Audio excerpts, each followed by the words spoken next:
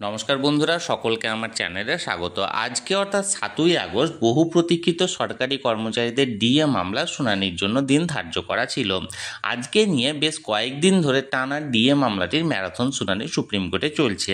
আজকের শুনানিতে সার্বিকভাবে কি হয়েছে, বিচারপতিরা এই মামলা নিয়ে কি বললেন, বা কতটা সরকারি কর্মচারীদের পক্ষে এই মামলাটি আছে, বা আদৌ সরকারি কর্মচারীদের পক্ষে রায় যাবে কি যাবে না, কি বলছে মামলাকারী সংগঠনগুলির আইনজীবীরা, সকল কিছুই একটি ভিডিওর মাধ্যমে আমি সার্বিকভাবে আজকের ভিডিওতে আলোচনা করব। ভিডিওটি ডিএ মামলা সংক্রান্ত অত্যন্ত গুরুত্বপূর্ণ, তাই প্রথম থেকে শেষ পর্যন্ত অবশ্যই ধৈর্য সহকারে দেখবেন এবং ভালো লেগে থাকলে অবশ্যই একটি লাইক করবেন এবং সকলের সঙ্গে শেয়ার করবেন। আর সেই সাথে এই চ্যানেলে যদি প্রথমবার হয়ে থাকেন এই রকমের ইনফরমেটিভ ভিডিও আরও দেখার জন্য যারা এখনও পর্যন্ত এই চ্যানেলটিকে সাবস্ক্রাইব করেননি তারা অবশ্যই চ্যানেলটিকে সাবস্ক্রাইব করে নিতে ভুলবেন না। তাহলে চলুন আমরা বিস্তারিত জেনে নিই।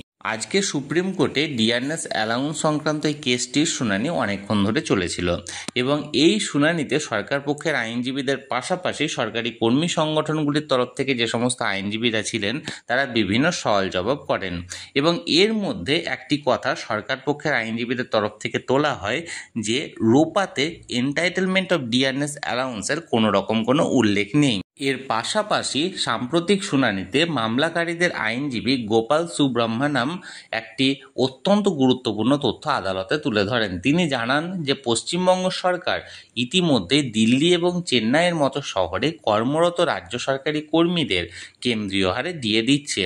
দিল্লির বঙ্গভবন এবং চেন্নাইয়ের ইউথ হোস্টেলে কর্মরত কর্মীরা কেন্দ্রীয় হারে মহার্ঘ ভাতা পান। এই তথ্য সামনে আসার পর আদালত রাজ্যের ভূমিকা নিয়ে প্রশ্ন তোলে। বিচারপতি মিশ্র প্রশ্ন করেন, একই রাজ্যে কর্মরত কর্মীদের জন্য দুরকম ডিএ কি করে সম্ভব? উত্তরে আইনজীবী জানান, এই নিয়ম বহু বছর ধরে চলে আসছে।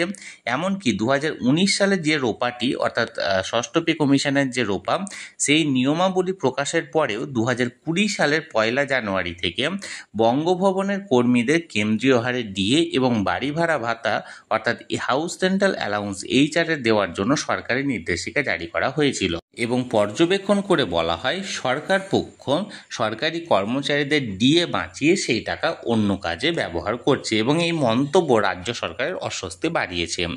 এখন যে বিষয়টি আমাদেরকে নজর দিতে হবে সেটা হলো কর্মীদের যে দাবি ও রাজ্যের যে যুক্তি। রাজ্য সরকারি কর্মীদের সংগঠনগুলির মূল দাবি ছিল কেন্দ্রীয় সরকারি কর্মীদের সমান হারে ডিএ দিতে হবে। তাদের মতে মূল্যবৃদ্ধির বাজারে জীবন ধারণের জন্য এই মহার্ঘ ভাতা অত্যন্ত জরুরি।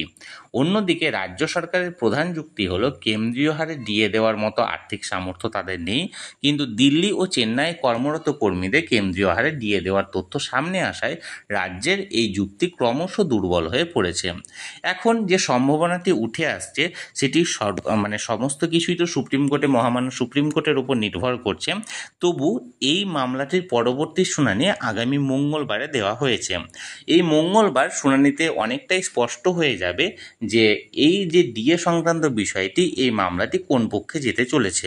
আমি সবসময় চোখ রেখেছি, যে কোনো আপডেট আসা মাত্রই তৎক্ষণাৎ সেটা আপনাদের সঙ্গে জানিয়ে দেওয়া হবে। তবে আপাতত দৃষ্টিতে এই যে কয়েকদিন ধরে ডিএ মামলাটি শুনানি হলো, সেই শুনানিতে মনে হচ্ছে সরকারি কর্মচারীদের পাল্লাটি একটু এই মুহূর্তে ঝুঁকে আছে।